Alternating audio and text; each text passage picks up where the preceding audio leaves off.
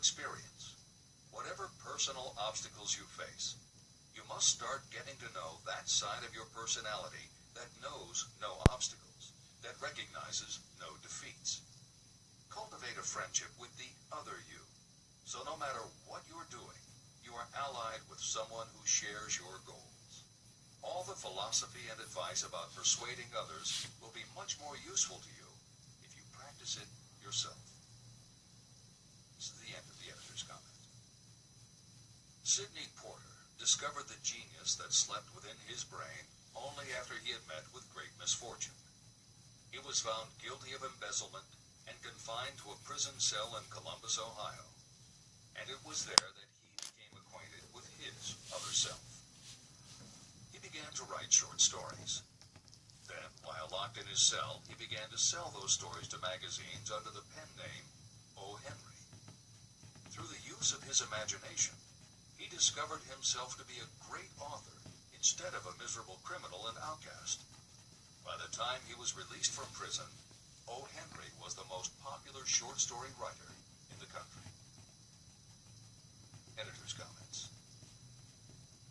More recently, in another prison, another kind of writer met his other self, and country music gained one of its most talented songwriters and biggest stars. As a kid, Merle Haggard's family home was a converted boxcar in Bakersfield, California. After his father died when Merle was 9, more often than not, home for young Merle was a series of juvenile detention centers. At 16, he quit school, and for the next 4 years, the only mark Merle Haggard made in the world was a rap sheet for stolen cars, burglaries, and bogus checks. By the age of 20, he was serving time in San Quentin and gaining a reputation as a hard-case con. Then he met his other self. Inspired by a concert Johnny Cash played for the inmates, plus conversations with men on death row, and the time he spent in solitary confinement, Haggard learned that he had another self, and that self had something to say through his music. When he got out of solitary, Haggard asked for the hardest job the prison had to offer. He enrolled in night school courses at the prison, straightened himself out, and won his parole after 2.5 years. He went back to Bakersfield and dug ditches during the day so he could polish his songwriting and performing at night. Within 3 years, he had a recording contract. Within 5 years, he had his first top 10 hit, and has since gone on to become one of the most influential voices in modern country music. This is the end of the editor's comments. Thomas Edison dreamed of a lamp that could be operated by electricity, and he began where he stood to put his dream into action. He failed more than 10,000 times. Despite his failures, he stood by that dream until finally he was driven to the discovery of the genius that slept within his brain. Editor's comments. Dean Kamen got to know his other self very early in life. While he was a teenager, Kamen started his own company, building and selling control systems for automated sound and light shows. He was still in high school when he got the contract to automate the Times Square New Year's Eve ball. Though he went on to attend university, he never bothered to graduate because he was too busy working on something he called auto syringe, the first wearable infusion pump for administering drug therapies. His invention was hailed as a medical landmark, as were many of his other breakthroughs, which include a revolutionary kidney dialysis machine, an insulin pump for diabetics, an improved stent used for heart patients, and more than 150 other devices he has patented. One day, seeing the difficulty a man in a wheelchair was having getting up a curb, Kamen set his mind to creating a device that would liberate people confined to wheelchairs. The result is the iBot, a revolutionary wheel device that uses computers and a system of stabilizing gyroscopes that imitate the working of the human body. It not only goes over curbs, but it will even go up and down stairs, travel over almost any kind of rough ground, and will allow the user to raise themselves eye to eye with a standing person. And it does it all without the user having to get out of the device or needing anyone's assistance. In 2001, Kamen hit the front pages when he introduced the Segway, a one-person people mover based on his iBot technology. It's a two-wheel scooter-like device that zips and zooms forward, backward, left, right, and comes to a stop without the rider doing anything more than barely shifting his or her body. It is so sensitive that it is almost as though it obeys the user's thoughts. The Segway may be a world-changing invention, with possible applications for work and travel that stagger the imagination. As this is being written, the Segway is already being used to navigate large warehouses and is being tested by police departments and postal employees. While traffic cops in City Hall wrangle over whether the Segway belongs on the sidewalk or the road, Dean Kamen is dreaming a new dream. This time, the dream is an invention that may literally bring light to some of the darkest corners of the earth. Kamen has developed a non-polluting electric generator that can use almost anything as fuel. But here's the extraordinary part. He has created a revolutionary closed system so that the engine's heat is used to purify 10 gallons of drinkable water every hour. This amazing invention could bring safe drinking water to parts of the world where contaminated water kills millions, and at the same time, it will provide a source of cheap, reliable electric power. Dean Kamen is not some academic hidden in a lab somewhere. Kamen is an inventor, but like Thomas Edison, he is also an entrepreneur and businessman, creating and marketing devices that are changing the public perception of what an inventor is. This is the end of the editor's comments. Henry Ford, poor and uneducated, dreamed of a horseless carriage. He went to work with what tools he possessed without waiting for opportunity to favor him. And now evidence of his dream belts the entire earth. He put more wheels into operation than any man who ever lived because he was not afraid to back his dreams. Editor's comments. Stephen Jobs and Steve Wozniak, two university dropouts, dreamed of making and selling computers that the average person could use. Like Ford, working with the tools they possessed, they built the first Apple computer in the Jobs family garage. And like Ford, they weren't afraid to back their dreams. After showing their prototype to a local retailer, they got an order for 25 machines. Jobs sold his Volkswagen, and Woz sold his expensive Hewlett-Packard scientific calculator to raise $1,300 to start their new company. They took the money, convinced the local electronic suppliers to grant them a line of credit, and started production of the Apple I. They revolutionized the computer hardware and software industry. Released in 1976 and priced at $666, the Apple I earned them $774,000. 2 years later, they introduced the Apple II, which in the next 3 years earned $140 million. In 1980, Apple went public, and after the first day of trading, the company had a market value of $1.2 billion.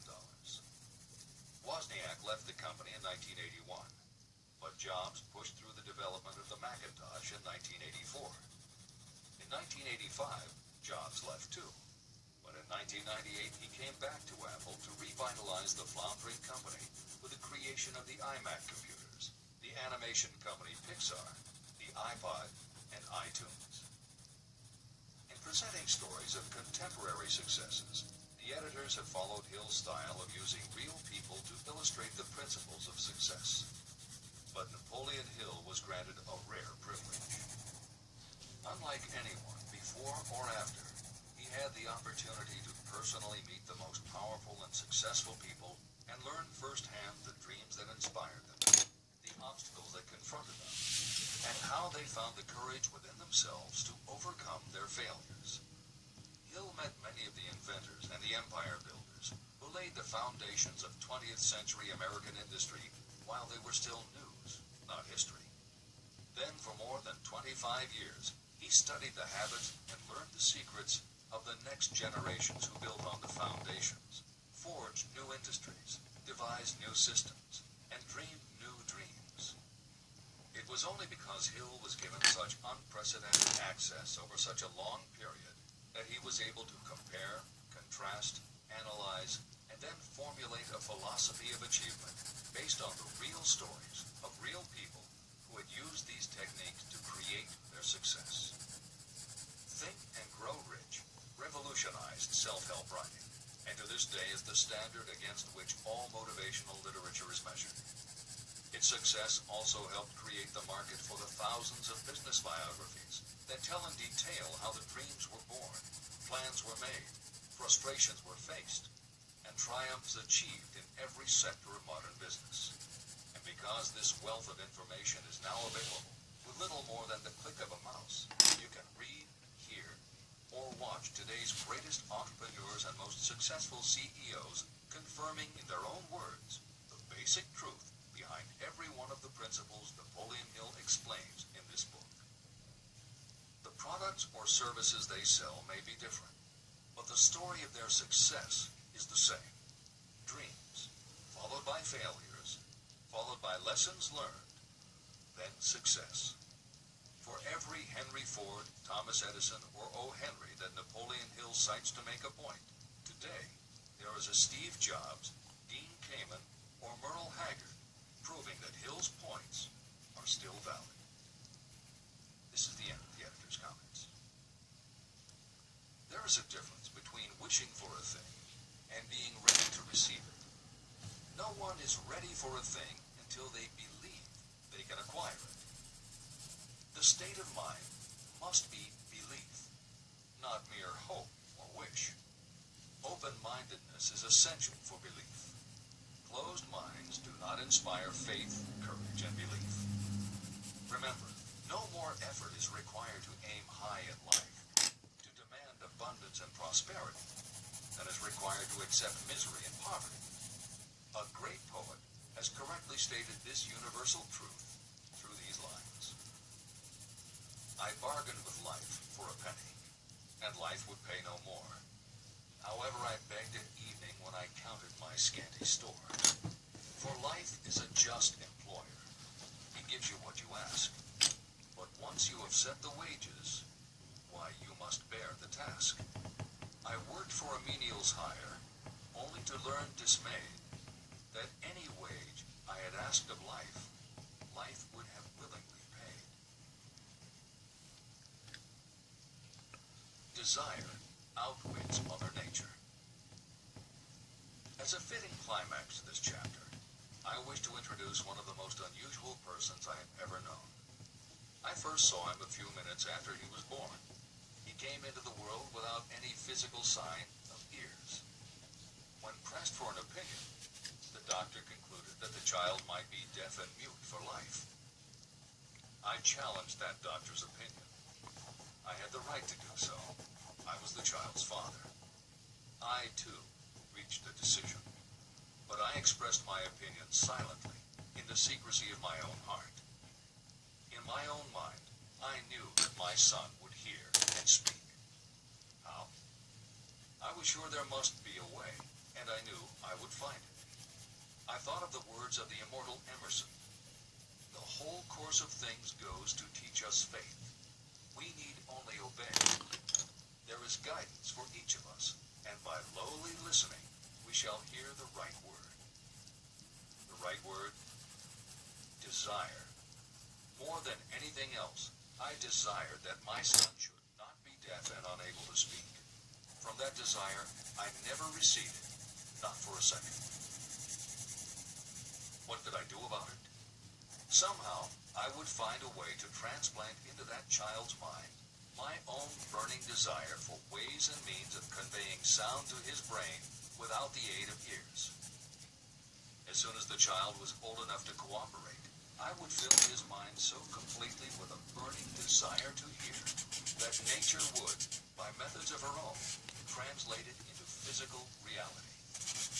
All this thinking took place in my own mind, but I spoke of it to no one. Every day I renewed the pledge I had made to myself that my son should not be deaf. As he grew older and began to take notice of things around him, we observed that he had a slight degree of hearing. When he reached the age when children usually begin talking, he made no attempt to speak. but we could tell by his action that he could hear certain sounds slightly. That was all I needed to know. I was convinced that if he could hear, even slightly, he might develop still greater